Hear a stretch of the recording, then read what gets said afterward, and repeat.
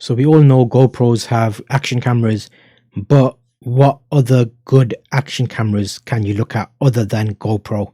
So in this video, I'm going to keep it short. I've got some samples and cameras that I've tested, and I've been happy with their performance for the firstly budget and price, and for what they said they would offer. So I've actually compiled a playlist of all these action cameras that I've been using and testing, just to give you an idea of what you can achieve with the cameras which are not GoPros. So I have a Goodman's action camera, which is a 1080p action camera. I've tested that for a long amount of time.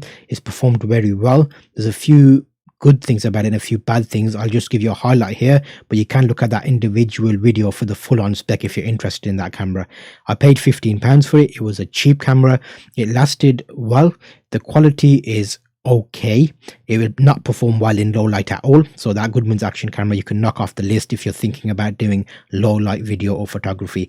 The limitations of that camera were, I've had it for about a year now, just over a year. One of the buttons has stopped working on the side menu. And on that Goodman's action camera you can't actually do a couple of things that you can do on other cameras. So I wasn't able to do motion detection with it. I wasn't able to do in-camera time lapse, where basically it compiles all the photos together and makes an MP4 or AVI file for video. You have to edit it separately. Those are the limitations of that camera.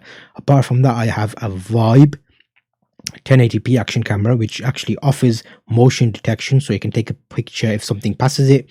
It offered in-camera time-lapse videos, so it actually put the pictures together and made a video for you. The mic on that was terrible, so if you're planning to do any type of video work or recording of audio on it, the mic does not pick up your audio at all well. So that's the limitation of that one. I've also looked at a 4K action camera, which is a cross-tour action camera.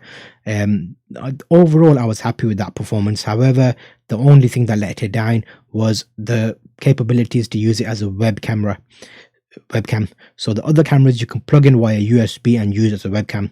So if you're looking in the market for action cameras, that might not be something you're worried about.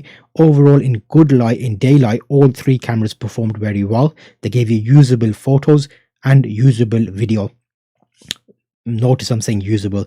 If you're going to compare it against other things such as DSLR cameras or 4K or, for example, things like that, then you are going to get not as good quality because they're action cameras. So you're getting action for the price of quality. Whereas if you had a 4K DSLR camera, that will actually give you better quality. So keep that in mind. When you're buying an action camera, you can't expect it to give you great quality. But to make this easier for you, to give you options other than GoPro that I've tested and I've been using regularly, I've actually compiled a playlist together of those cameras, so you can go in individually and just look at that camera and get the full-on spec. I've got sample videos, different types of videos I've recorded. You can check all that out. It'll answer this question for you.